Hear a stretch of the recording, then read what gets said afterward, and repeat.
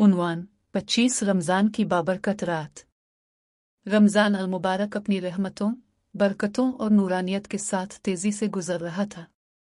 सहर व इफ्तार की रौनकें, मसाजिद में तरावी की सदाएं और हर तरफ अल्लाह की रहमत की बारिश हो रही थी। मुदस्सिर एक नन्हा सा मासूम बच्चा था जिसे रमज़ान का महीना बहुत पसंद था। वो हर रोज़ अपनी उम्मी से और कभी अपने दादा जान से रमज़ान के फ़ज़ाइल के बारे में सवालात करता था। ये 25 रमज़ान की रात थी। आसमान पर चांद अपनी चमक बखेर रहा था और हल्की ठंडी हवा चल रही थी। मुदस्सिर अपने दादा जान के पास बैठा था, जो हमेशा की तरह जाए नमाज पर बैठे तस्बीह पढ़ रहे थे। मुदस्सिर खामोशी से उनके करीब आकर बैठ गया और कुछ देर उनके होठों को हरकत करता देखता रहा। फिर आहिस्ता से बोला, दादा जान, क्या आप मुझे 25 रमज़ान की रात के बारे में बताएंगे?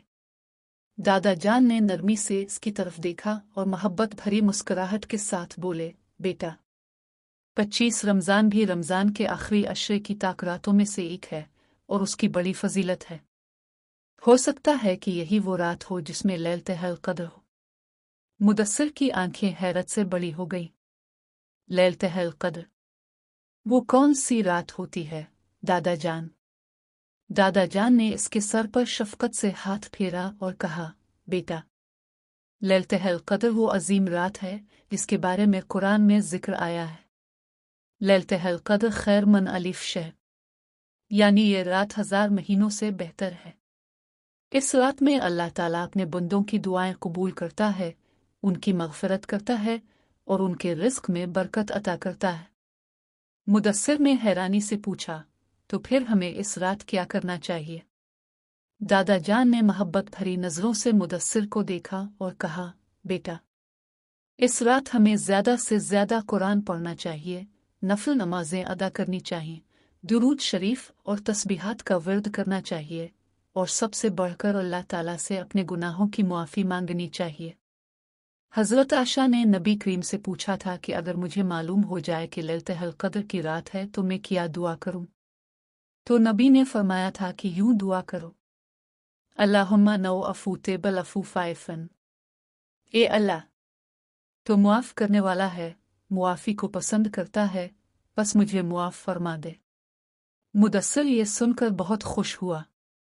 इसने कहा, दादा जान, क्या हम सब मिलकर आज रात इबादत करेंगे? दादा जान मुस्करा दिए, बिल्कुल, हम सब अल्लाह के हुजूर सजदा रेज़ होंगे और दुआ करेंगे कि अल्लाह हमें मुआफ़ कर दे, हमारे गुनाह बख्श दे और हमें जन्नत में जगह अता फरमाए। मुदस्सिर दौड़ता हुआ अपनी उम्मी के पास गया और जो कुछ दादा जान ने बताया था वो उन्हें सुनाने लगा।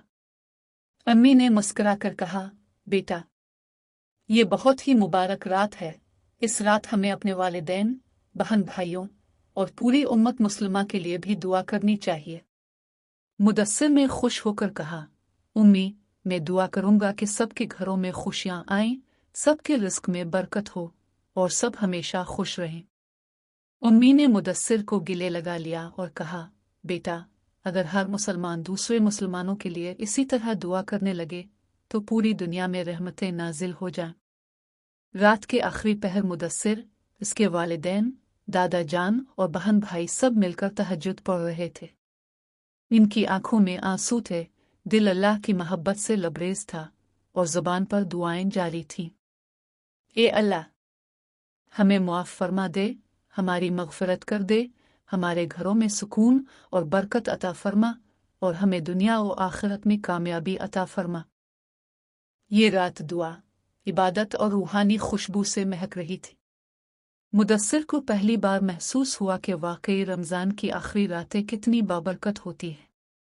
वो दिल ही दिल में दुआ करने लगा कि ये रमज़ान उसकी ज़िंदगी में बार बार आए और वो हर बार उन रातों में अल्लाह की इबादत कर सके। इख्तिताम, ये कहानी हमें सिखाती है कि रमज़ान की आखिरी ताक रातों में इबादत का ख़ास एहतमाम करना चाहिए।